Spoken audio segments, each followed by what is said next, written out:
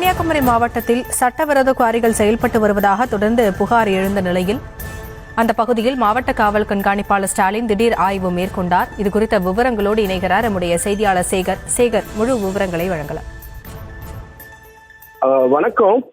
கன்னியாகுமரி மாவட்டத்தில் கல்குவாரிகளின் அனுமதிகள் மற்றும் சுற்றுச்சூழல் விதிமுறைகள் பின்பற்றப்படவில்லை என நட்டாலம் பகுதியில் செயல்பட்டு வரும் VK ப்ளூ மெட்டல்ஸ் குவாரி மீது புகார் வந்தது. இதுபோன்று சென்னை உயர்நீதிமன்றம் மதுரை கிளையில் அந்த பகுதியை சேர்ந்த பால்ராஜ் என்பவர் வழக்கு தொடர்ந்து இருந்தார்.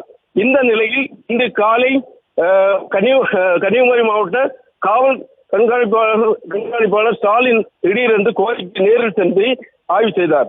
ஆய்வின் போது தேவையான ஆவணங்கள் மற்றும் அனுமதி சான்றிதழ்கள் சரிவர இல்லாததால் தெரிய வந்தது. இதைத் தொடர்ந்து முறையான ஆவணங்கள் சமர்ப்பிக்கும் வரை கோரி மூடப்பட்டிருந்து சட்டவிரோதமாக கோரிகளுக்கு கடும் நடவடிக்கை எடுக்கப்படும் என்று SP ஸ்டாலின் எச்சரித்துள்ளார்.